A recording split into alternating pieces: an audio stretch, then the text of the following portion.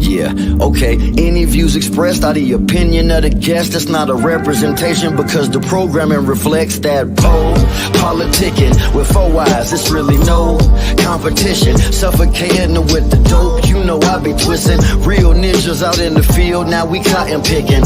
Not to mention our intention to cover topics and many other subjects. I got more lines than the deli at the Publix with King Pharaoh, PoPolitickin. I'm pistol whipping. Rappers jeopardizing hip-hop position, my opposition, intuition, prediction like writers on The Simpsons. To witness the glimpses from higher up dimensions. My bitches be fighting gremlins like Phoebe Cates. Let me cook, stovetop oven, easy bakes. Hydroponic with them seaweed flakes. Yeah, these rappers started from the bottom, power bottom, TD Jakes. Unfollowed, talking about have you ever been swallowed? Regardless of race, color, or creed, you get Apollo'd. We PoPolitickin, ticking, we straight PoPolitickin, ticking. When it's a great show, you got to listen to that PoPolitickin, ticking. This for the PoPolitickin, ticking. We straight PoPolitickin, ticking. When it's a great show, you got to listen to that PoPolitickin, ticking.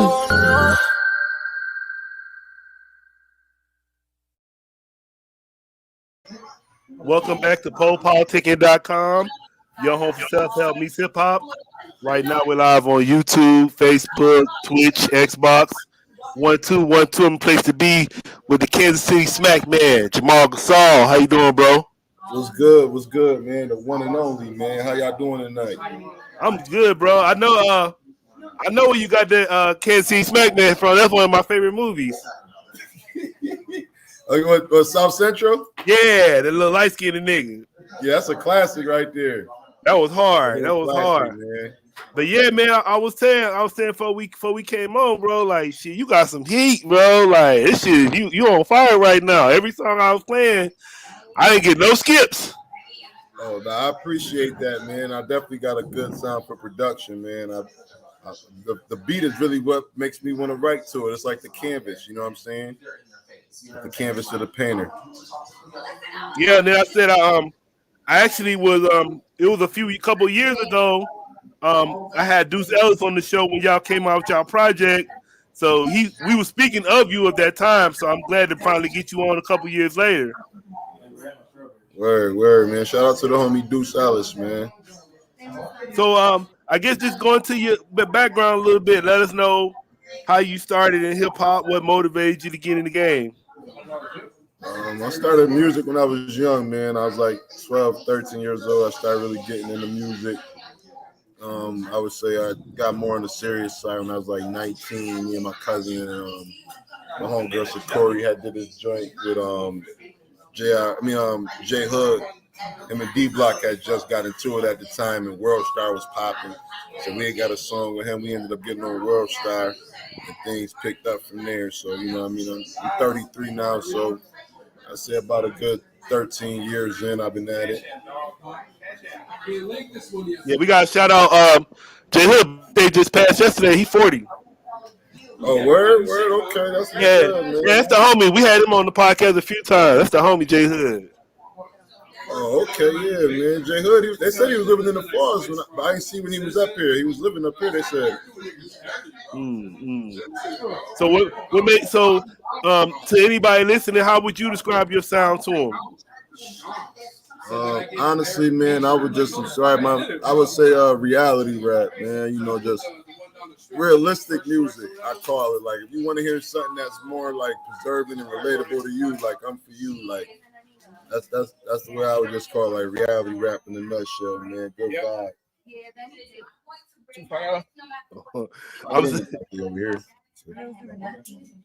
But and then how you go by like with your I was saying your creative process as far as like picking your beats and everything. Like I said, I think your beat selection, all the beats you picking is on point too. Well, I go off the 3-second test. Like if the first 3 seconds of the beat don't pull me in, I'm on to the next one. So like if the beat ain't fire within the first 3 seconds, if that drop don't even got some suspense to it, I don't want it. Well, I know a lot of times when I listen to music, that's my whole thing. It get me mad. Like, say if I'm listening that first 20, 30 seconds and the beat ain't dropped or nothing like that yet, I get upset. So you said 3 seconds, you should be hearing something. Yeah, that first 3 seconds, man. You know, a drop I'll let play for a little bit just because I want to see what happened. And maybe some of the best beats I heard came after the drop. So, you know what I mean? I give it a chance too, depending on it. But like I said, usually in them 3 seconds, you'll know if they got that pause to it or like some anticipation built up in the beat. And are you writing your music or you freestyle? How you do it? I'm just honestly, I'm letting it come to me. I'm letting it come to me. The instrumental will come to me. If it got like a gloomy feel, it's going to determine like the vibe I want to write. You know what I mean? Like if it got more of an up tempo to it, I may want to rap a little faster. And you know, like that right there, like I would say in the sense of a freestyle, it gives me something to talk about. Thank you. But it's also beats I'll just listen to for days before I even write to it. I'll just listen to it in the car, ride around, smoke, just chill, let this beat play while I'm in the shower. I'll listen to the beat for days before I even write to it. And I said, "What's up, man? I see you got all these The World Is Piff albums. I don't see no weed, nothing, man. You don't smoke? You quit smoking?" I think that's explanatory, though. I think that's self-explanatory. I'm in a smoke shop right now. I ain't gonna lie. I sort of got called last minute for this joint, but I'm in a smoke shop right now. That's what's up. I'll just mess with you. And then what? I see you dropped a lot of projects. So what project are you most proud of so far? Honestly, right now I'm going with The World Is Piff 3. Right, the newest one. I had a feeling you probably gonna say that. Piff 3. I would say that, and the Novelty of Standards is like two projects that I'm very proud of because it was really all in like real test of independency. Like Novelty of Standards I feel like was like a push up to my pen game. But The World Is Piff 3, I feel like was just like a belief in myself. Like, you know, I ain't got no features on this tape. I only got my label artists. So for me to have a whole project of just me with the career and the resume that I've built over these years, working with different artists and producers, I feel like, yeah, this is something I could be proud of. Like I put a lot of time and effort into these songs too, like, you know what I mean? So I'm going with The World Is Piff 3. And then it looked like, did you start in 2018 or did you start before that? I was doing music before 2018. I had a couple of mixtapes and stuff. Like I said, I did that joint with J Hood. That was back in like 2010, 11. Okay. No, that's like 2010. I ain't had my kid just like 2010.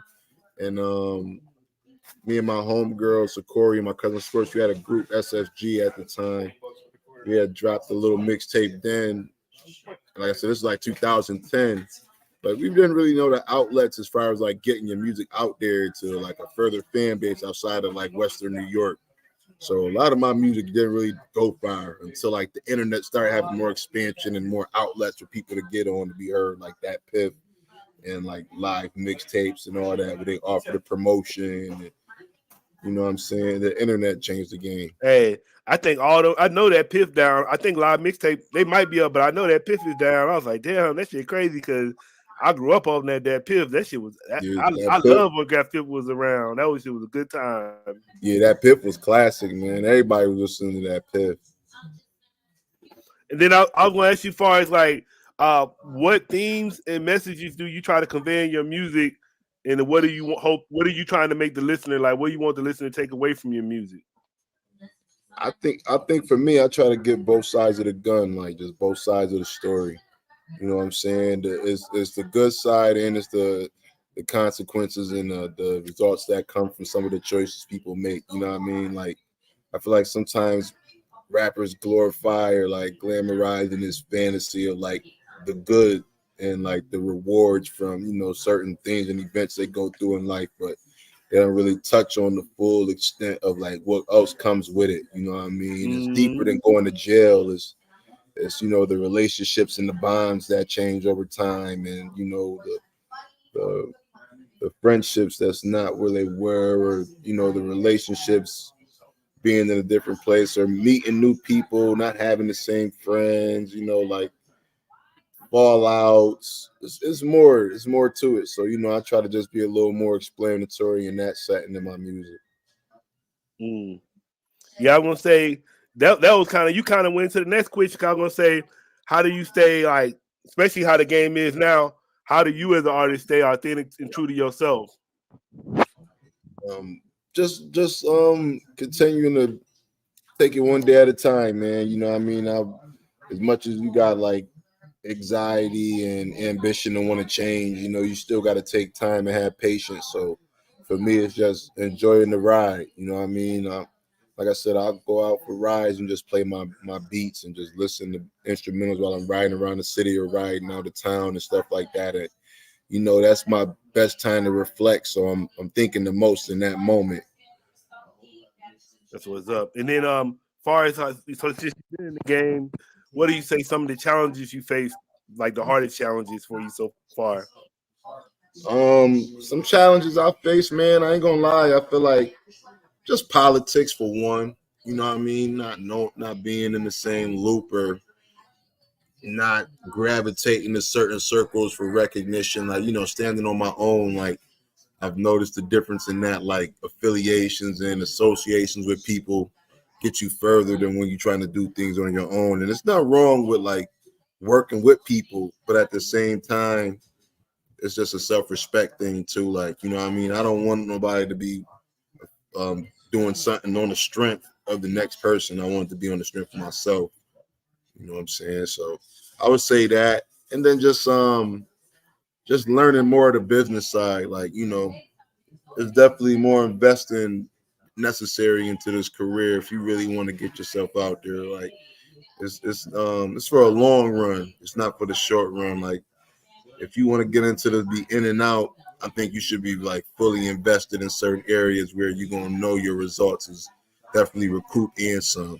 But you got to know the game. You know what I'm saying? And you got to be coachable in this shit. If you ain't coachable or willing to learn, you're gonna keep losing. What's up, Then bro? what is, I would say, what experience are you like most proud of so far? Just believing in myself, truthfully investing in myself, and like, you know, I remember I bought like maybe 250 hoodies of a certain, like, my PIF logo. Them drinks is damn near gone. Like, I think I got maybe like 8 hoodies left out of that.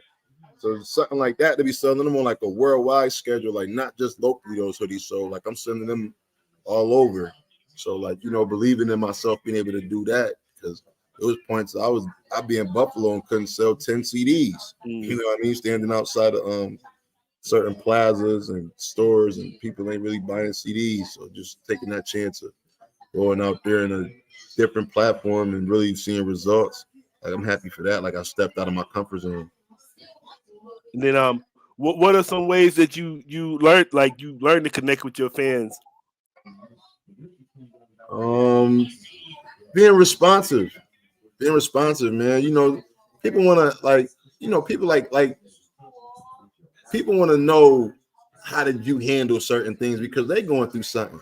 So like Right. being relatable, like I said, is big to me. So like I can have a song where I'm talking about like father figures and like, you know, how I was raised and something like that, and somebody being able to like say how much my music affected them, or like they was going through something and they listened to my song at a time, because we listened to certain songs when we was going through shit. You know what I'm saying? So imagine if you was able to tell DMX or somebody like, yo, thank you so much for like making this song because it helped me get over or overcome something. So like being responsive to the fans, and like I see the relationship I built with fans. Like, so I see the benefit of how my music really affects them and being able to talk with me about it. Like, it ain't no Hollywood shit.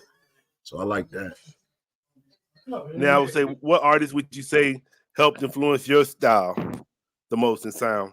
I mean, it's a variety of people, man. Like I always say, like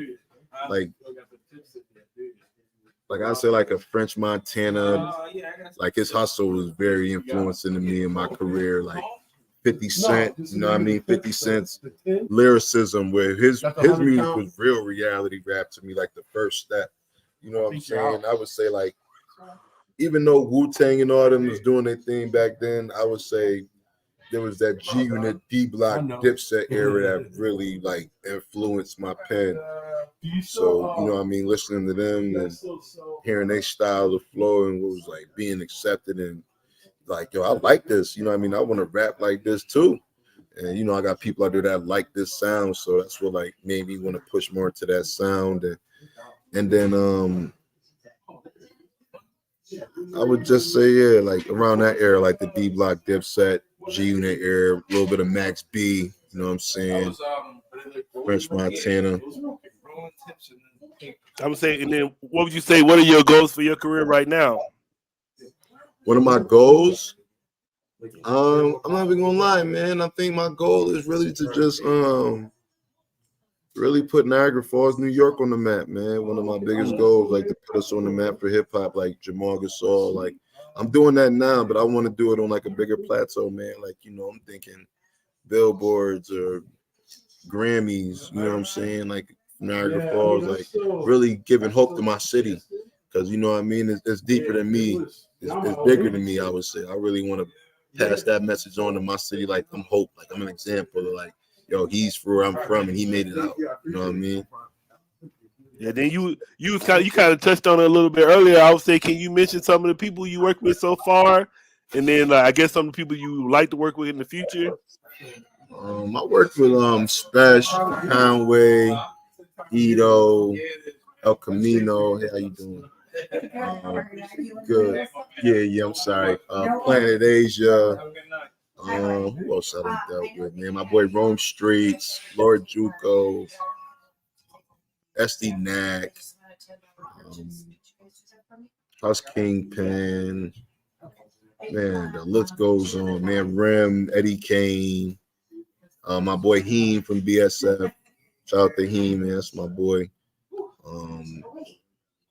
Of course, I got my artist G Block Tez and Rico Tellum, Deuce Ellis. You know what I'm saying? Me and him dropped Oxtail maybe a year or two ago. Blee Lord. I work with a lot of cats, man. Street Justice. Did I say Vic Spencer? Did I not mention Vic Spencer? My dog right there. Shout out to Vic Spencer. That's my nigga right there in Chicago, man. But yeah, I work with a lot of cats, man. Shay Noor, Jinx.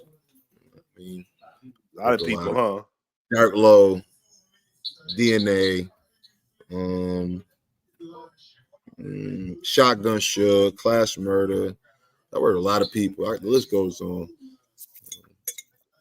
Is there anybody you want to work with? Anybody you still kind of like, man, I want to reach out to them? Me and Styles P got to do one. Yeah, I want y'all to your whole locks. Yeah, and Jada, we got to get him too. Yeah. Now, I'm going to ask you. I don't need one right now, but like a 4. My fault, I'm sorry. Like good. 71. My son's just might want to buy a hoodie. The 31st, so he'd like the hoodie. Oh, okay. Like Mr. 31. Yeah. So you have him for a while? Yeah, I got him. Before Dash, I'll just be back. Like I'll make the money tomorrow night. I'll have it up here tomorrow for you. 4 hours. Okay. Fantastic. Thanks, Ben. Yep. Yeah, my fault. I'm gonna ask you. No, you was good. I was gonna say they also a fan question. They want to use your platform as a hip hop artist to address social and political issues. You said what? How do you address social or political issues in your music? Oh, in a sense, yeah. It's times I get into that bag. You know what I mean? Because like I said, it's an awakeness. Well, I wouldn't necessarily an awakeness, but like it's more knowledge gain when you learn. So like, if you stick into the same agenda, using the same excuse for why things is what it is, but you ain't really taking the time to learn why things is what it is. It's like you the fool. So I think me learning that meant learning different things and a different perspective on why things has became the way it is. Like that's discussions people be afraid to have. So I feel like if I put that in my music, it's going to open up a comfort or curiosity to those who also feel the same way, because, you know, it's times you want to have conversations with people about certain things and, you know, they don't really understand it. So they ain't going to pay attention. But with the music, you grasp attention when you start saying certain things. So like sometimes music is like the best way to get that conversation started. Right. That's what's up. And then I would say, what advice would you give to an artist who's looking to make a career in music? I say, man, be consistent, man. Be consistent and believe in yourself. You gotta definitely get your shit together, but don't be so hard on yourself, man. Just believe in yourself that it's gonna be good and be consistent when the time comes. Like make sure you make it to all the opportunities you get. I'm not saying be an opportunist, but just take advantage of those opportunities that come your way because you may not get that chance again, man. So like believe in yourself and go all in. Mm. And then I got a couple more fan questions. They said, how do you handle criticism or negative feedback on your music? Um, Negative If you get feedback. any.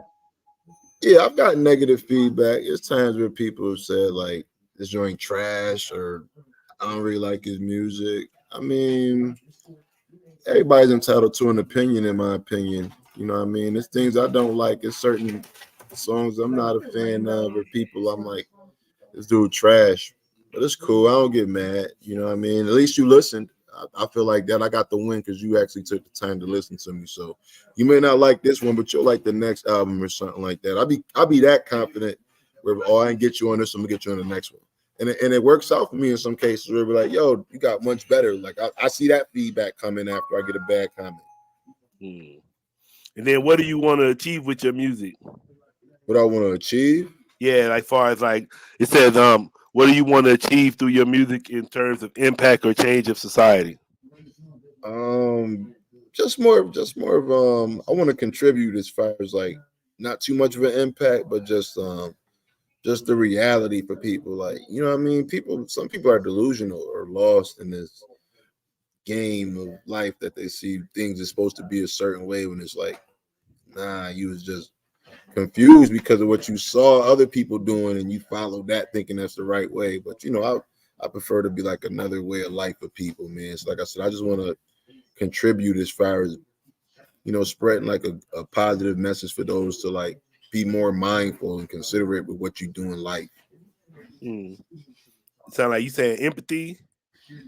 Yeah, a little empathy. And that's big too, man. I'm a very empathetic person, man. You know what I mean? And like when people tell me their issues, I'm always like putting myself in their shoes, like trying to really feel or understand the situation. So like I noticed that when I talk about certain things or like I've spoke on topics, I've gotten that feedback from people because they say like a hit dog gonna always holler. So I'm clearly saying something that got your attention or you going through it. And I'm telling you, I get those messages, man, where people like, yo, man, you said this and that on a song. I remember I was going through that. That's some deep shit, man. You know what I mean? So I like that impact. Man, I got that shit sometimes where say if I'm watching a sport and I see somebody get hurt, that shit make me hurt for a minute. Like they hurt their knee, I can feel it for a minute. Like shit, it like make me hurt. So the empathy is Yeah, real when you man. really locked in. You can feel a lot of shit. Yeah, certain things where you definitely can relate to them people, man. I like to be relatable. And I was gonna say, what do you like to do when you're not making music? What do you do outside of music? Man, when I ain't doing music, I'm probably smoking. I'm working right now, man. If I ain't smoking, I'm working on this show I'm about to be on out of Buffalo, this show called Dating. I'm actually about to start filming in March. So we should be on Amazon Prime and a few other platforms by like August, September. You know what I'm saying? So I'm just getting everything together right now in that acting field. But I'm working on mad music. I got a lot of music in the tuck, man. That's I'm constantly working on more projects, man. Like getting things like chronically in order for the next release, and just getting visuals. And I want to get into the entertainment business a little more. So What you mean by that? Like movies and stuff? yeah, hey, how you doing? Like getting into movies and shows and doing different things. Like even with my artists, like getting them involved. Like my boy Tezo got a podcast. You know what I'm saying? So just working more in the entertainment field because I'm learning like with media, it's people that's actually listening now. So it ain't all just visual. And who's some of your artists? G Block Tez, man. That's my boy out from Lockport, New York. And I got my cousin Rico Tellum. He from Niagara Falls. Okay. And how long y'all been together? Officially, man, it's been a year going on January, a few weeks ago. It's been a year. But I've been cool with these boys well over half my life. I ain't gonna lie. Like I knew Tezo maybe over 10 years, and Rico been my cousin. So like I said, I knew these boys for years, man. What's up? And then what would you like to say to your fans and supporters? Man, just be ready, man. That's one thing I want to lead to y'all, man. Be ready, because there's a lot more coming from what y'all just got. A lot more coming, man. Be ready. I'm appreciative of all the time y'all taking to check me out. Continue to, because you're gonna keep getting the gems, man, all the jewels. All right, bro. I want to say thank you for coming through politicking with me. No doubt, man. I appreciate you having me on the show tonight. Yeah, no doubt. You want to hit them with your social media and everything? Yeah. Follow me on everything at Who Is Jamal Gasol. You can go to my official website, jamalgasol.com. I'm on Twitter and Instagram for the most part. Who Is Jamal Gasol? Get with me, man. Follow the Honeycomb Hideout. You know what I mean? I'm up here all the time.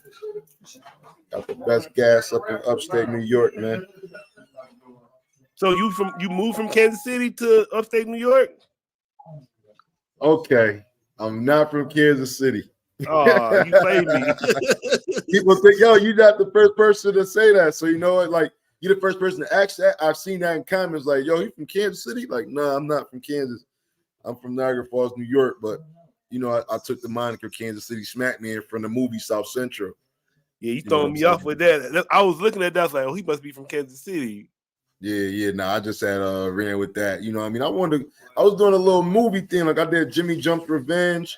And then, you know, Jeannie Lamp from Kansas City Smackman was like a villain too, but at the same time, I wanted his scene was too short, man. You got a dope name like that, they got you out the picture too quick. I did my little own twist with that, you know what I'm saying? So you over there, you about close to like Rochester and stuff? Yeah. I'm on the 31, man, Rochester, right down the road. Yeah, it's a lot of talent from in that area, right? I noticed, cause I've been interviewing a lot of people from y'all in y'all area. Yeah, man. Ito and them down the road, the Claw. Yep, I interviewed Ito. I had Ito on here. My boy Street Justice. Who else from Rochester, man? I don't want to miss nobody. Beach Boy Nino, I think he's from out there too. But yeah, it's a couple cats out in Rochester. My boy G4 Jag, I think he out there too. Yep. My man. Yeah, I interviewed him too. Yeah, what's my boy Brad Pitt? Yeah. 4 pounds, 440-80 from the Rock. Yep. Mm-hmm. You got any shout outs? Yeah, man. Shout out to my fans, man. My mom, my dad, my family. You know what I mean? My girl, the boy, the kids. All my supporters, man. I appreciate everybody, man. All right, y'all. We out. Make sure you check out the homie. He got some dope music. I co-sign it. So y'all make sure y'all check me out too on PoPolitickin. Yeah, I got.